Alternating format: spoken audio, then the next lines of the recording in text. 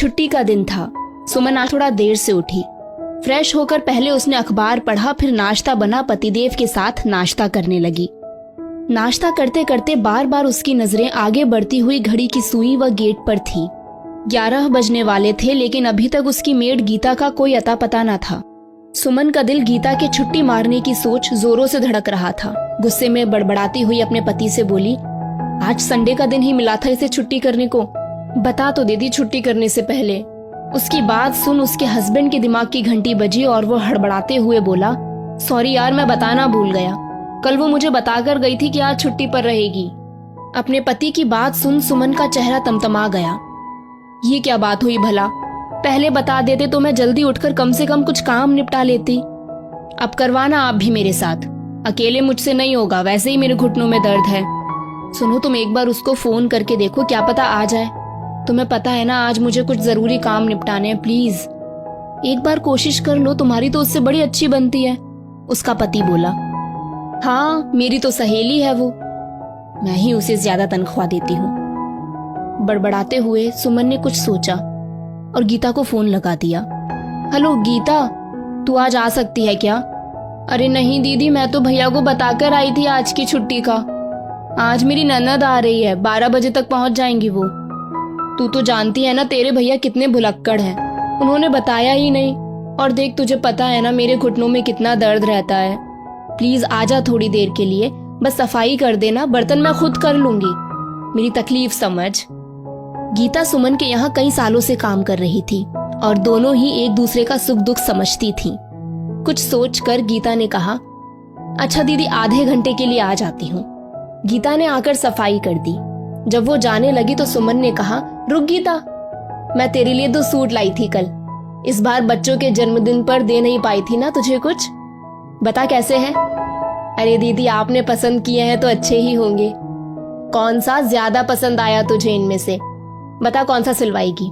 सुमन ने पूछा।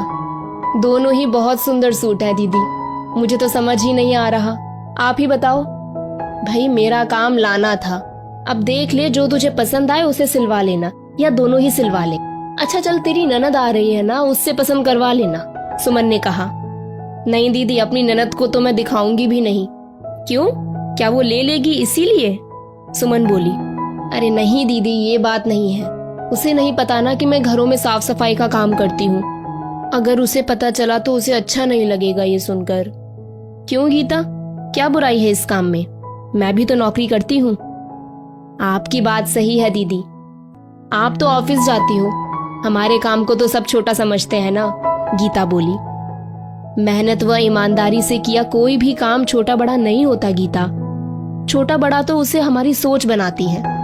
अच्छा तू ही बता, पहले तो तेरे आदमी को भी पसंद नहीं था कि तू ये काम करे, लेकिन जब घर में आमदनी बढ़ी और रहन सहन अच्छा हुआ तो उसकी सोच बदली ना।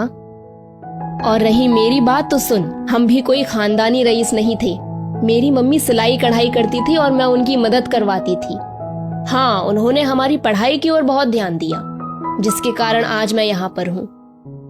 तू भी अपने बच्चों को अच्छे से पढ़ा लिखा, जिससे कि वो भी अच्छी नौकरियों पर लग सके। लोगों का क्या है, वो तो कुछ भी कहेंगे, ये तुम्हें देखना है कि तुम अपने परिवार की बेहतरी के लिए क्या कर सकती हो।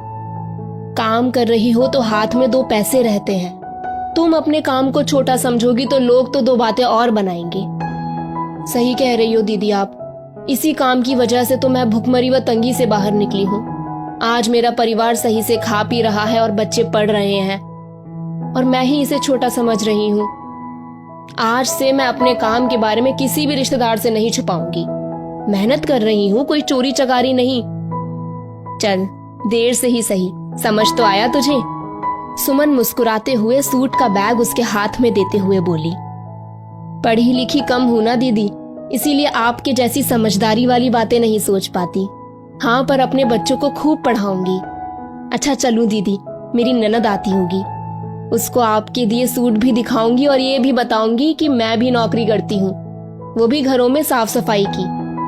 ये कहते हुए गीता की आंखों में चमक व चेहरे पर मुस्कान तैर गई। दोस्तों, इस स्टोरी को लेकर आपकी क्या राय है, नीचे कमेंट करके जरूर बताइएगा। और ऐसी ही और भी बेहतरीन वीडियोस के लिए हमारा पेज जरूर फॉलो करें। धन्यवाद।